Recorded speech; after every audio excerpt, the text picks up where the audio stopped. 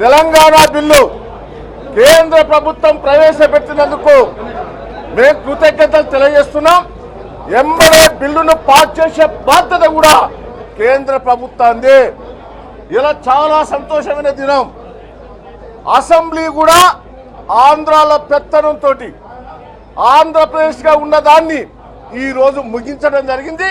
తెలంగాణ కూడా సూర్యోదయమైనట్టు ఇలా పార్లమెంట్లో ప్రవేశించడం, ఇది అంతమొందించడం కూడా శుభదినంగా, అస్తమించడం కూడా ఇది శుభదినంగా మేము పాటించడం కూడా జరుగుతున్నది.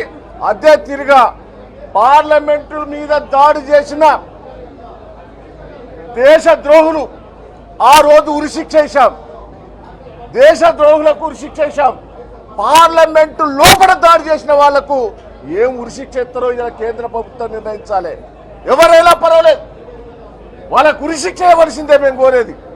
పార్లమెంటులో బిల్లు ప్రవేశపెట్టమంటే నిజంగా తెలంగాణ ప్రజలకు మరో స్వతంత్రాన్ని సాధించుకున్న వాళ్ళమైనామని సందర్భంగా నేను తెలియజేస్తా ఉన్నా.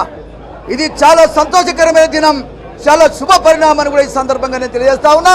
తెలంగాణ ప్రజలంతా కూడా ఇవాళ పండుగ దినంగా ఈ సందర్భంగా నేను తెలియజేస్తా ఉన్నా. ఏది ఏమైనా దురదృష్టం ఏమిటంటే లగడపాటి రాజగోపాల్ గారు ఆయన ఏదో స్ప్రే చల్లి ఆ సభలో ఉన్నటువంటి వాతావరణం అంతా కూడా ఏ విధంగా భయకంపితలయ్యే విధంగా పార్లమెంట్ సభ్యులు భయకంపిత విధంగా చేశారో మనం చూస్తా ఉన్నాం. మరి రాజగోపాల్ యొక్క చర్యను కూడా తీవ్రంగా ఈ సందర్భంగా మేము ఖండిస్తా ఉన్నాం. అంతేకాదు ఆ రకంగా ఏ పార్టీ వాళ్ళు చేసినా వెంటనే వాళ్ళ మీద క్రిమినల్ చర్యలు తీసుకొని శాశ్వతంగా పార్లమెంటుకు పోటీ చేయకుండా మరి నిర్ణయం తీసుకోవాల్సిన అవసరం ఉందని ఈ సందర్భంగా నేను తెలియజేస్తా ఉన్నా.